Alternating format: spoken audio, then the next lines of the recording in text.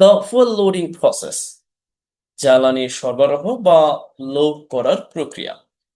At the first unit, প্রথম ইউনিটে, of the Rooppur nuclear power plant project, Rooppur nuclear power plant প্রজেক্টের প্রথম ইউনিটে জ্বালানি লোড করার প্রক্রিয়া ইজ শিডিউল টু কমেন্স, শুরু হওয়ার কথা রয়েছে বা শুরু হবে টুডেই, আজকে, এপ্রিল, টুডে।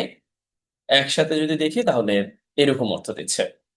আমরা বরং একটু গ্রামাটিক্যালি বিশ্লেষণ করে দেখি। লক্ষ্য করুন, এখানে একটি ভার্ব ব্যবহার হয়েছে, মানে ভার্ব হিসেবে ব্যবহার হয়েছে প্যাসিভ সেন্সে শিডিউলড। এরপরে টু, এরপরে দেখুন ইনফিনিটিভ আকারে ব্যবহার হয়েছে। আপনি এই শিডিউল টু এর পরিবর্তে আরো কি কি ব্যবহার করতে পারেন? সচরাচর আপনি যখনই পত্রিকা পড়তে যান দেখবেন, হয় আপনি এরকম দেখবেন যে সেট টু, আবার আপনি দেখতে পাবেন যে প্রজেক্টেড টু, এরকম ভাবে, মানে প্রজেক্টের ধারণা করা হয়েছে, মানে এটা করবে। আবার আপনি এটার পরিবর্তে এরকমও দেখতে পাবেন যে এক্সপেক্টেড টু, আশা করা হয় এটা করবে। মানে যদিও এখানে গঠনটা কিন্তু প্যাসিভ, বাট এটা অর্থ দিচ্ছে অ্যাক্টিভের ফিউচার। এই যে লক্ষ্য করুন, ও আরো একটি আছে, আপনি মাঝে মধ্যে এরকমও দেখতে পাবেন সাপোজ টু। আচ্ছা, suppose to, projected, set to, expected to, আপনি যখনই পত্রিকা পড়তে যান তখনই দেখতে পাবেন। সবগুলোর অর্থই প্রায় কাছাকাছি, জাস্ট একটু পার্থক্য অর্থগত দিক দিয়ে। আপনি যখন দেখুন এখানে লেখাটা হয়নি, এক্সপেক্টেড টু, যখন এইটা লিখবেন এরপরে টু প্লাস যে কোনো ভার্ব দিবেন, তার মানে ওইটা করা হবে। এখানে অর্থটা দিচ্ছে যে নিউক্লিয়ার পাওয়ার, এই যে যে প্ল্যান্ট প্রজেক্ট, এটা শুরু হওয়ার কথা রয়েছে এই প্রজেক্টে, এই ফুয়েল লোডিং প্রসেসটা। আবার যদি আপনি এক্সপেক্টেড দেন তাহলে আশা করা হচ্ছে যে এই জ্বালানি লোডিংটা আজকে করা হবে। আবার আপনি যদি প্রজেক্টেড দেন তাহলে ধারণা রয়েছে এটা করা হবে। আবার আপনি যদি সাপোজ টু দেন তাহলে হ্যাঁ, শুরু হওয়ার কথা রয়েছে। আবার সেট টু দিবেন, একই মিনিং দিচ্ছে।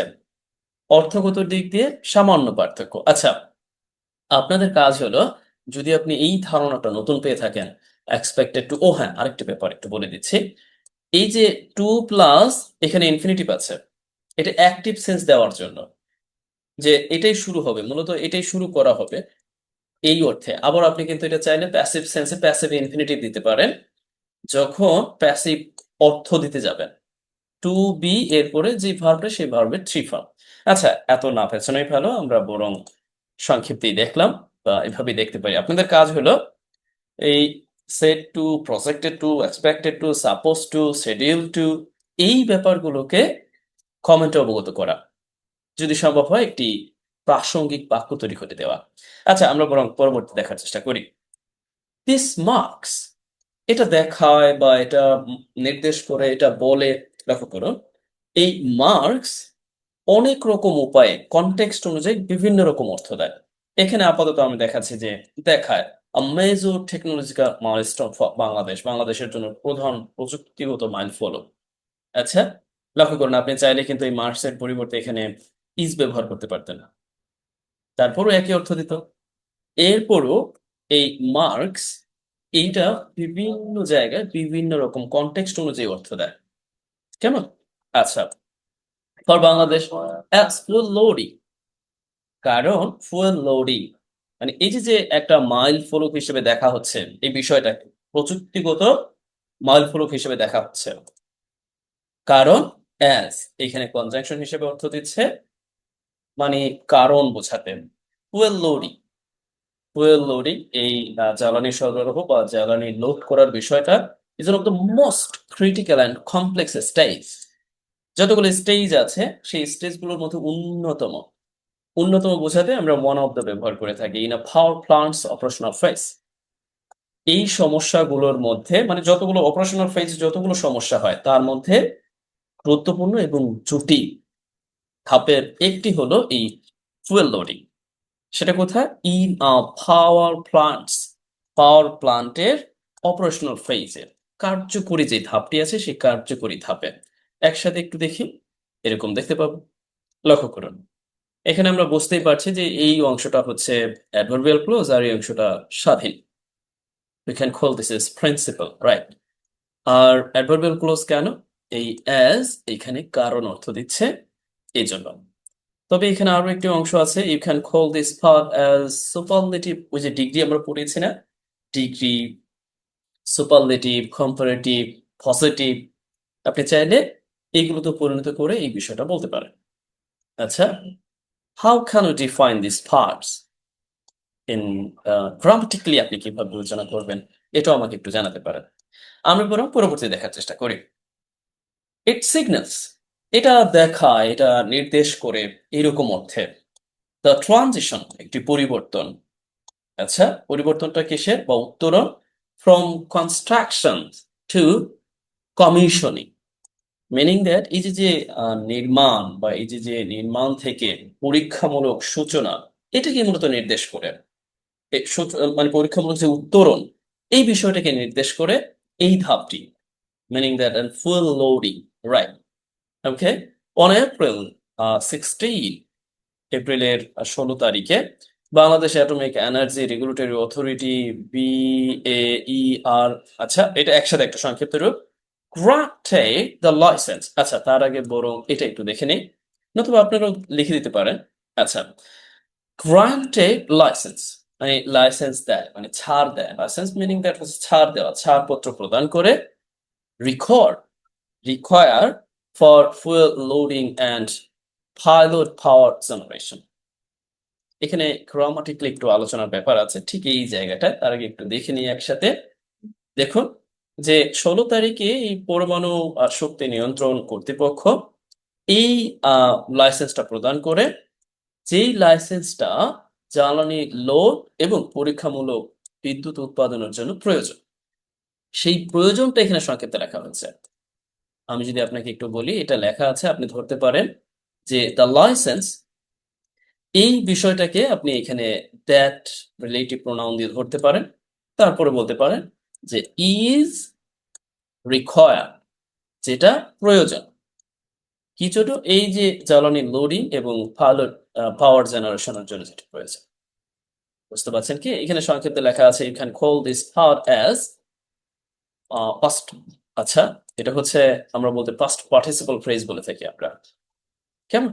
আচ্ছা, পরবর্তীতে আমরা দেখার চেষ্টা করি। ও, এখান থেকে আপনি যেটা নিতে পারেন আপনার প্রয়োজনে, না এখানে নেওয়ার মতো কিছু নাই, শুধুমাত্র অ্যাজ এ কলোকেশনের মতো গ্রান্টেড দ্য লাইসেন্স, এটাকে আপনি চাইলে ব্যবহার করতে পারেন। আমরা বরং পরবর্তী দেখি। The Rooppur project consist of এর অর্থ কি? এটা হচ্ছে ওই যে একেবারে অ্যাপ্রোপ্রিয়েট প্রিপোজিশনের মতো করে নির্দিষ্ট অর্থে গঠিত হওয়া অর্থ আমরা ব্যবহার করে থাকি। টু রাশিয়ান ডিজাইন্ড জেনারেশন, মানে জেনারেশন 3 প্লাস VVR। দেখুন কিছু সায়েন্টিফিক কথাবার্তা আছে, এগুলো আমরা সব বুঝবো না, ওদের একটু বুঝে নিতে হবে আর কি, জোর জবরদস্তিমূলক ভাবে। অ্যান্ড 1200 রিয়াক্টরস, মানে 1200 রিয়াক্টরস এর দ্বারা এবং রাশিয়ান ডিজাইন করা রিয়াক্টরস দিয়ে গঠিত। এখানে বলা হয়েছে এটাই, each with an electrical output capacity of 1200 megawatt. আচ্ছা, এখানে মূলত এটাই বোঝানো হয়েছে যে এই যে বিদ্যুৎ উৎপাদন ক্ষমতা, তার প্রায় VVER জেনারেশন 3 এর 1200 রিঅ্যাক্টর দ্বারা গঠিত। আমরা একটু একসাথে দেখি, হয়তো আরো ভালো বুঝতে পারবো। ইতিমধ্যে আমি বলেছি কিছু সায়েন্টিফিক কথাবার্তা আছে, সবগুলো আসলে রিয়ালিস্টিকলি অনুধাবন করাটা জটিল বটে। আমরা বরং পরবর্তী দেখার চেষ্টা করি। আর যারা ভালো বোঝেন তারা তো দয়া করে আমাকে অবগত করবেন। আমরা এখান থেকে শুধুমাত্র এইটা একটু গ্রহণ করতে পারি। লোডিং ফুয়েল অ্যাসেম্বলিজ, মানে লোডিং ফুয়েলের যে বিষয়টা আছে, অ্যাসেম্বলিজ করার যে বিষয়টা আছে, দেখুন এখানে লোডিংটা ব্যবহার হয়েছে জেরান্ডের মতো করে। আচ্ছা, এই যে ফুয়েল অ্যাসেম্বলি যেগুলো আছে জ্বালানি সংযোজনের জন্য, এই বিষয়গুলোকে লোডিং করা, ইনরিচড, এটা সমৃদ্ধ। আর এখানে আবার সংক্ষেপে ব্যবহার আছে কিভাবে? এখান কল দিস ইজ পার্টিসিপল, মানে পাস্ট পার্টিসিপল। সংক্ষিপ্তে আছে এই ব্যাপারটা সম্পর্কে এখানে সংক্ষিপ্তে বলা হয়েছে। এটা আপনাদের জন্য কাজ, ইতিমধ্যে আমি একটা দেখিয়ে দিয়েছি, এটা আপনি একটু করবেন যে এটা আসলে কিভাবে আছে। এখানে কি দ্যাট আর আছে না ইজ আছে বা কিভাবে হলো? We 3 to 5% uranium and 235 into the reactor core, মানে রিঅ্যাক্টর কোরের মধ্যে এইটা এই জ্বালানি যে সংযমীগুলো আছে, বা যে সংযোজনীগুলো আছে যেগুলো লোড করা হচ্ছে, লোড করা, এইগুলো হচ্ছে সমৃদ্ধ কি দিয়ে? এই বিষয়গুলো দিয়ে এগুলো সমৃদ্ধ। উইথ 3 to এত% সক্রিয় যে ইউরেনিয়াম আছে 235, এইটার সমৃদ্ধ জ্বালানি সংযোজনী রিঅ্যাক্টরের মধ্যে ইজ আ হাইলি স্পেশালাইজড, এটা একেবারে হাইলি বলতে সর্বোচ্চ সর্বোচ্চ বিশেষায়িত এবং প্রযুক্তিগতভাবে চ্যালেঞ্জিং প্রক্রিয়া।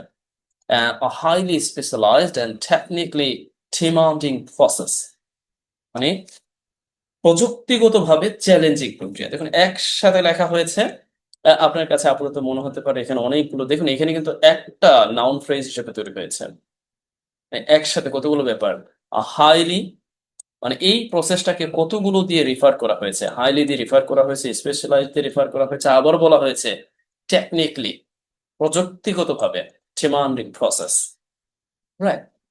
এটা প্রযুক্তিগতভাবেও চ্যালেঞ্জিং একটা প্রক্রিয়া। চলুন আমরা বরং একসাথে দেখি।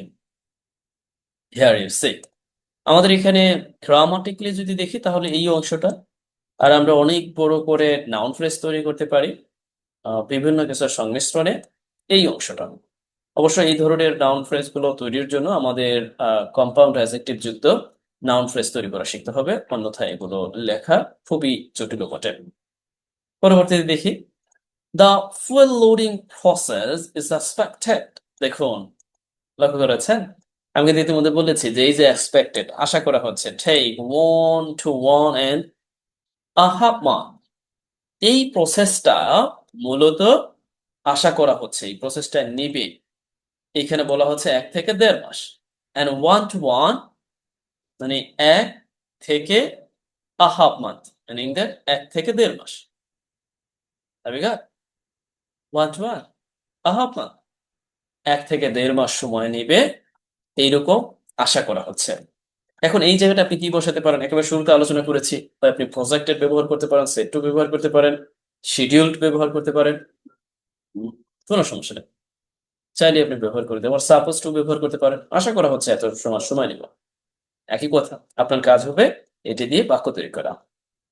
আচ্ছা, আমরা বরং পরবর্তীতে দেখি, আফটার ফুলিং, আচ্ছা ফুল লোডিং এর পর control rod adjustment, and at the same time energy cooling system, energy cooling system শীতলীকরণ ব্যবস্থা, and turbine generator synchronization test at the same time and will be retested and verified. এটা রিটেস্টেড করা হবে, পুনরীক্ষণ করা হবে, পুনর্ব্যাখ্যান করা হবে, পুনরায় পরীক্ষা যাচাই বাছাই করা হবে, সবগুলোকে বলা হয়েছে যে এই লোডিং এর পরে মূলত control rod adjustment, control road এই রডের যে সমন্বয় আছে, জরুরি কোর কুলিং সিস্টেম আছে, সবগুলোকে যাচাই বাছাই করা হবে।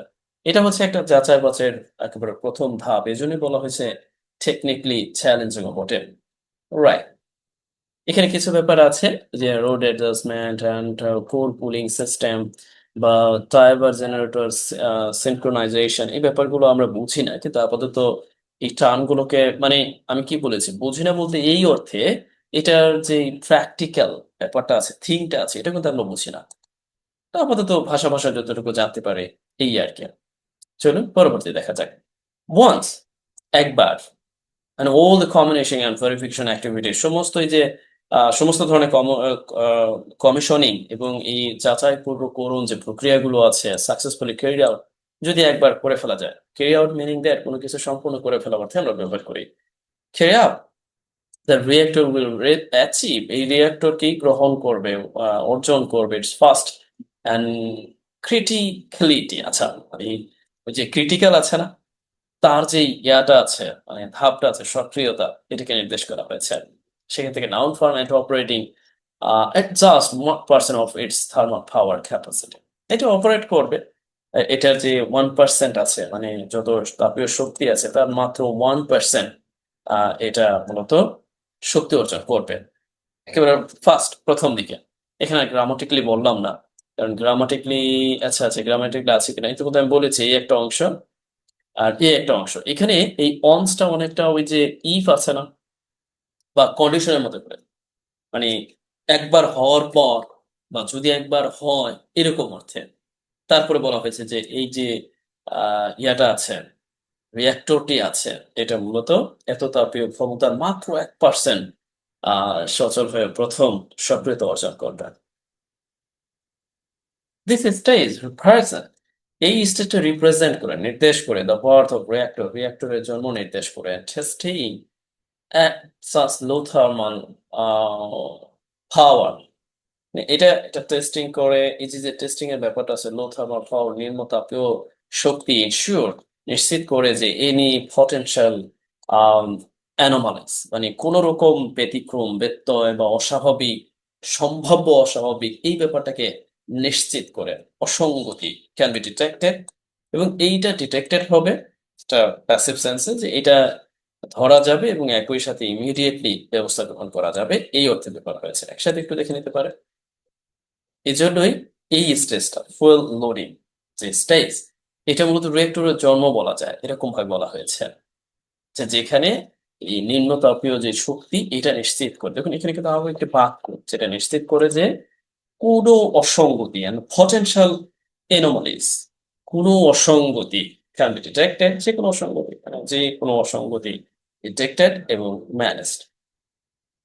সাবসেক্ট, পরবর্তীতে দ্য হিট জেনারেটেড। আচ্ছা এইটা কিভাবে আছে দেখুন তো, heat generated by reactor, meaning that reactor দ্বারা এই যে তাপটা উৎপন্ন হবে, মানে রিঅ্যাক্টর দ্বারা উৎপাদিত তাপ এটা নির্দেশ করা হয়েছে।